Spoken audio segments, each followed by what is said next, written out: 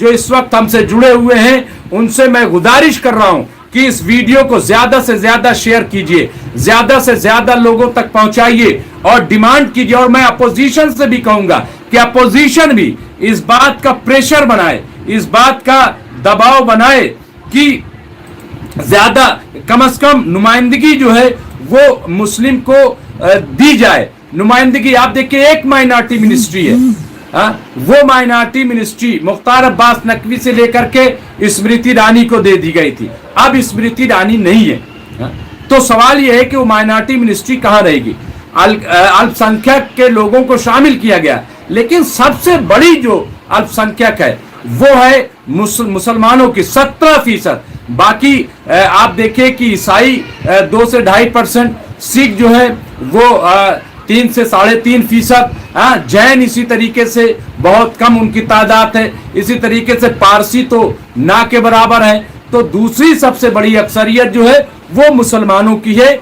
इसलिए मैं ये चाहता हूं, गुजारिश कर रहा हूं कि बराए मेहरबानी मैं बहुत ही मुअद्दबाना गुजारिश कर रहा हूं कि कम से कम मुस्लिम को एक चेहरा बनाया जाए, मुसलमान को हलफ दिलाया जाए, उसे मोदी कैबिनेट में शामिल किया जाए। नीतीश कुमार जी से मेरी गुजारिश है, मेरी गुजारिश चंद्रबाबू नायडू जी से है, मैं चिराग पासवान से गुजारिश कर रहा हूं, मैं बीजेपी के बड़े जो लीडर हैं, चाहे वो राजनाथ सिंह जी हों, चाहे नितिन गडकरी जी हों, अमित शाह जी हों, खुद वजीर आजम नरेंद्र मोदी हों, मैं उनसे भी ये गुजारिश कर रहा हूं कि वो इस बात पे गौर करें, इस बात को सोचें और अपने दिल से किसी भी तरह का बोग्ज और कीना निकाल के फेंक दें और वो कोशिश करें कि आइंदा जब चुनाव हो तो वो अपनी पार्टी में न सोचें कि वोट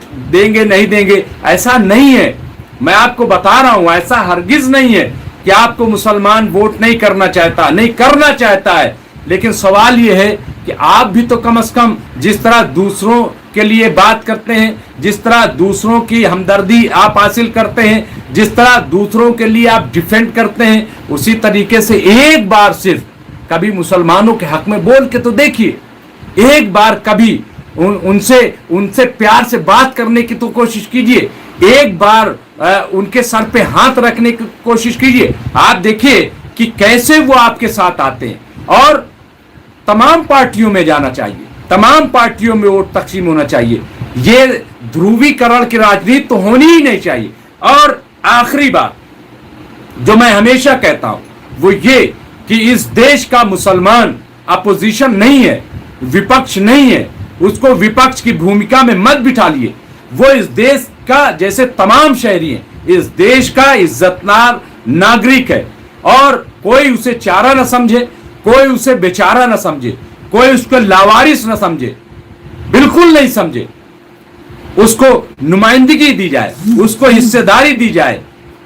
मुसलमान इस देश का किराएदार नहीं है, बल्कि इस देश का वो मालिक है, जैसे सब मालिक है, वो किराएदार नहीं है।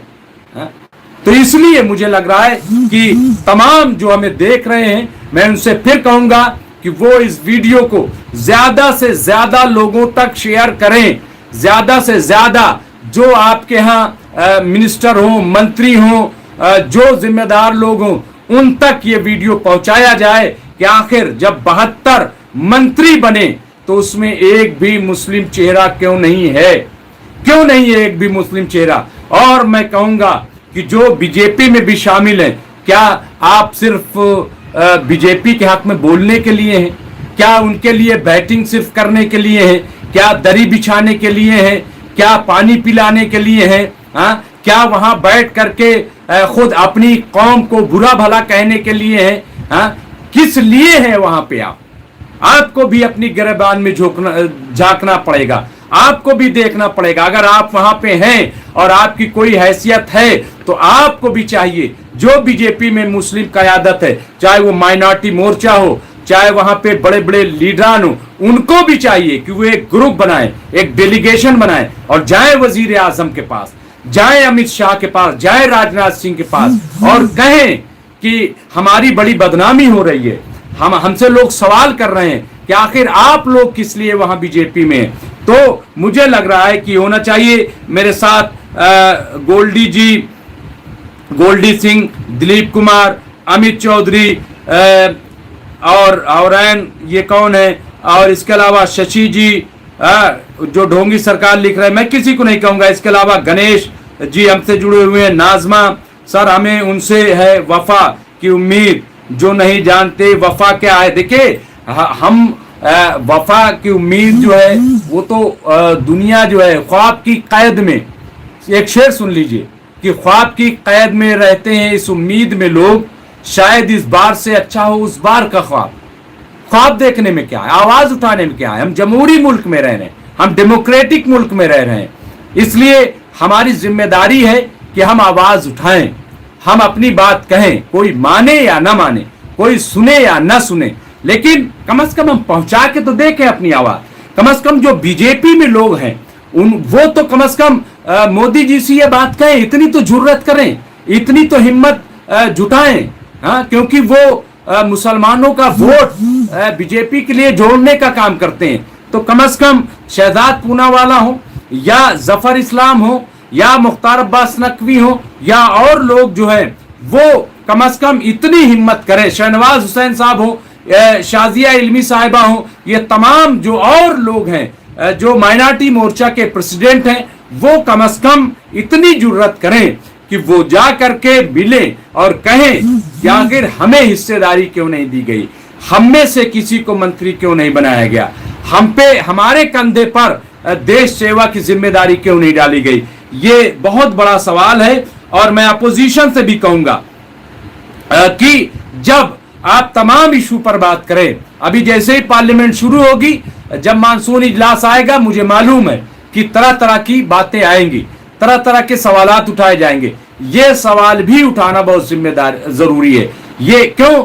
ताकि जो हमारा डेमोक्रेटिक राइट है वो बचा रहे, जो हमारी जमहूरियत है वो बची रहे, जो हमारा सेकुलरिज्म है वो बचा रहे। और इसके लिए हमें सबको बोलना पड़ेगा।